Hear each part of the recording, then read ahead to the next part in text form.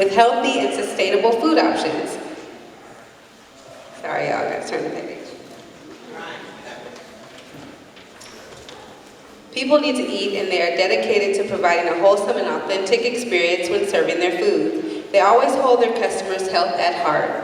Damon studied hospitality management at Howard University, worked for various restaurant groups in Washington, D.C., and came home to Seattle to energize his family business and grow it to be a staple for both his family and his community.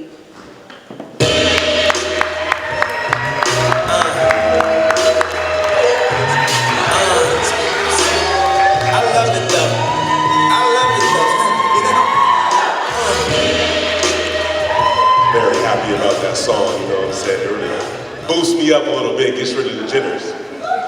Good evening, my name is Damon Bomar. I am the lead go-getter and an owner of That Brown Girl Cooks. And this vision starts with a quote. At the end of the day, people gotta eat. It's just that simple. And that taught me two things. One, taught me that no matter the economic status of the country, there will always be a market for food.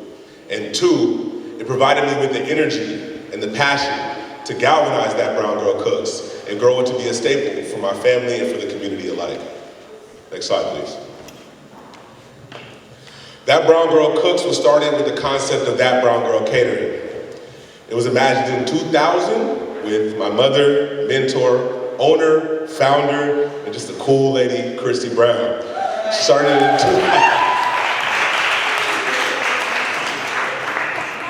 it in 2000 and serviced many community organizations, government agencies with her craft and artisanal food. In 2009, she shut it down after the birth of my younger sister and in search of a new venture. She was just tired of serving food and that platform and wanted to change. Next slide, please. And it was with that, 4 years later, she imagined That Brown Girl Cooks. That Brown Girl, next slide please. Go back. That Brown Girl Cooks is what I like to call a culinary collective. We host a variety of products, pop-ups, recipes, education, and media. Simply put, we explore inspirations, meld them with our experiences, and bring them back to the communities we serve. Next slide. Our inaugural product is That Brown Girl Cooks Black Eyed Pea Hummus. I'm pretty sure a lot of you have heard about it already. We retail in 20 retail outlets around the city, including PCC, Whole Foods, Marlene's Markets, have a very wide scope in the Seattle metropolitan area. Next slide. Our pop-ups are an experiment in culinary adventurism. We pretty much, what we do is we explore our inspirations and we bring them back. So a lot of the conversations that we have happen in the car. And we wonder like, hey, what do you want to cook today? What does it start with? We say, we want tri-tip. We say, how do we break down the tri-tip and serve it to the people? Or shrimp. How do we imagine shrimp in a couple of different dishes and serve it to the people? With this specific pop-up that we did, it was called Holy Water. Anybody that knows our family, we love soup. We eat it 3 days out of the week. We go to a fuzz spot for a bach over a Rainier 2 days out of the week. Literally, we love soup. So we put on Holy Water. And I called it a divinely satiating lunch experience. And there we made various types of soup and served it to the people up on 18th and Union at Bannister Event Space. Shout out to Brian, another Black-owned business in Seattle. Next slide, please.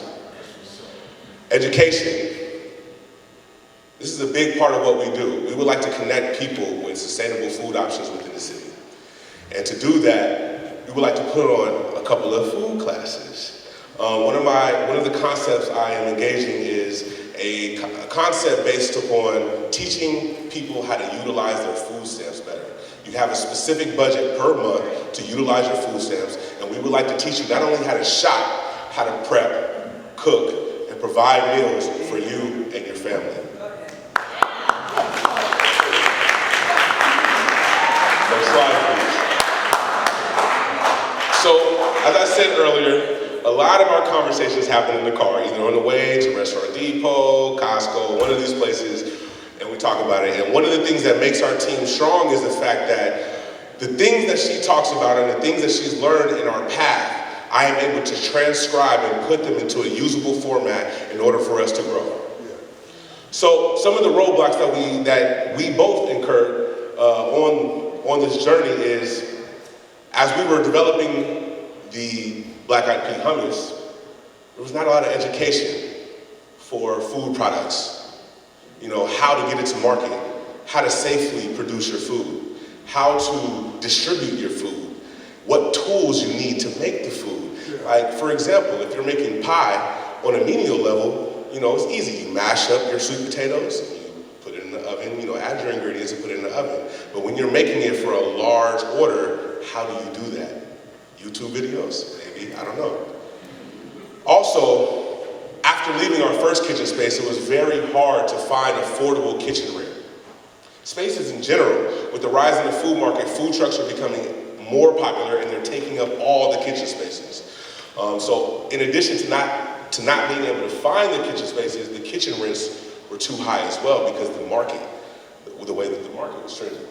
And also distribution. A lot of our time was spent driving back and forth to different stores and different outlets and different farmers markets, you know, trying to get our product out there.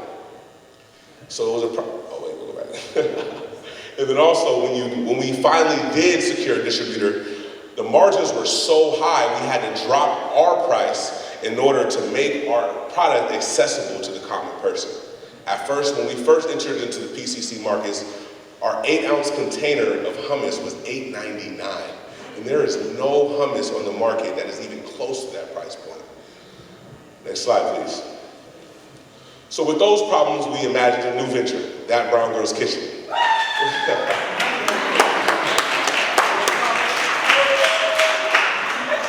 We are on the cusp of entering into a new kitchen space in the Rainier Valley area, and with that kitchen, we would like to do more than just produce food.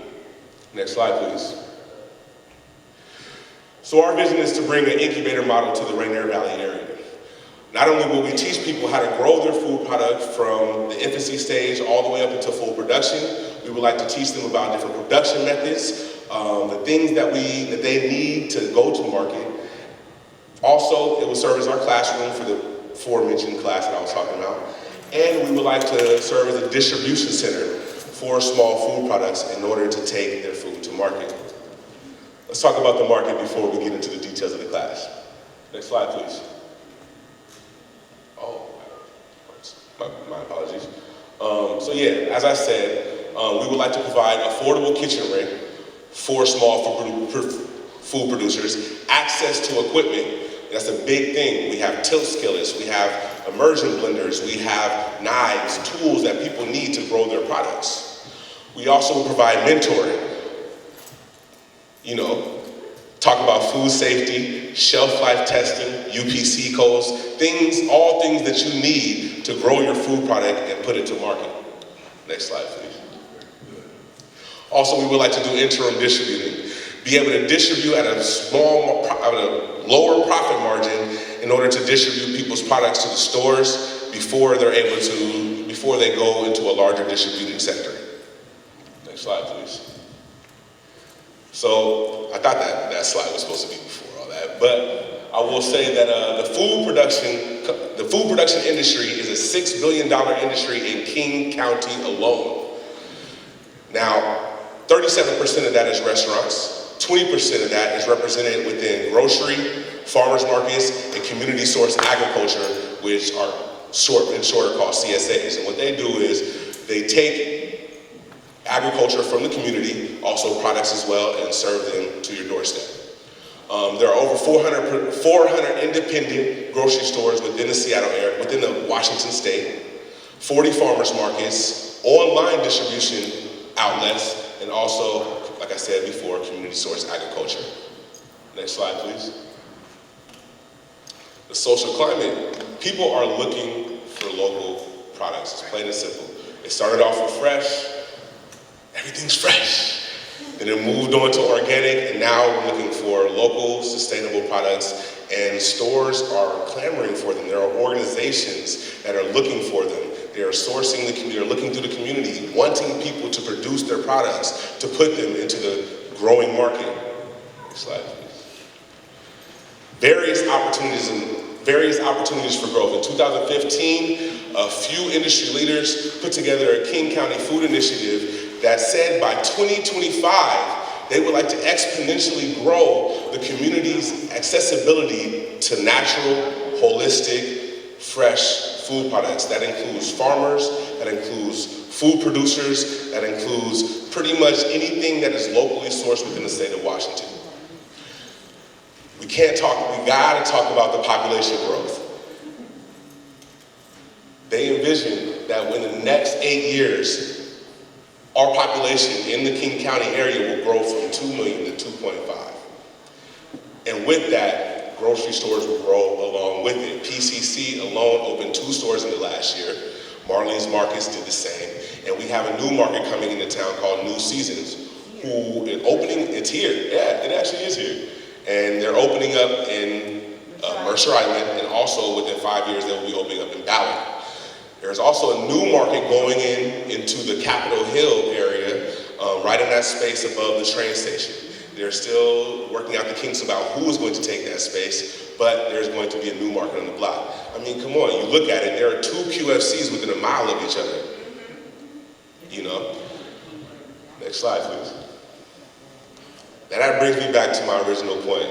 At the end of the day, people gotta eat. And so our goal is to be able to raise up the community to be able to provide food for the people and themselves. Next slide. Thank you very much.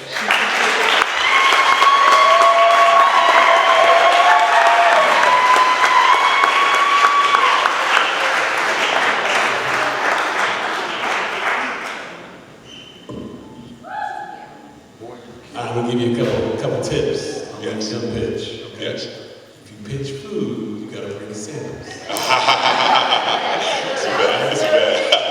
bad. I know, Because everybody gotta eat.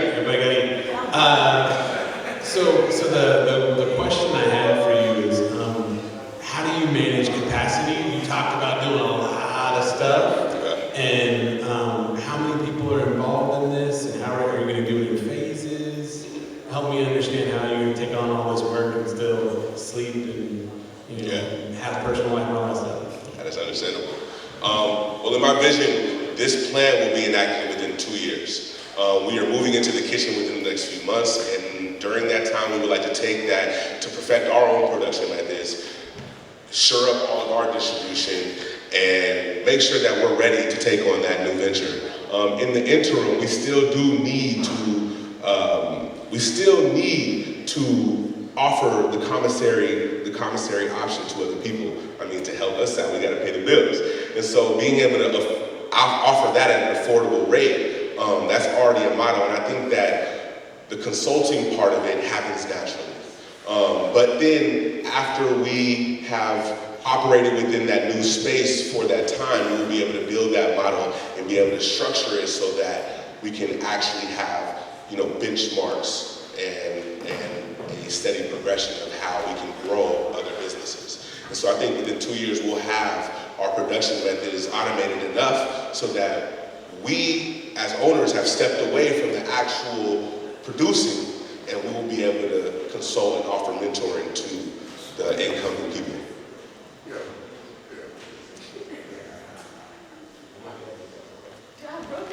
I wrote down the questions and he kept answering them for you. Thank you.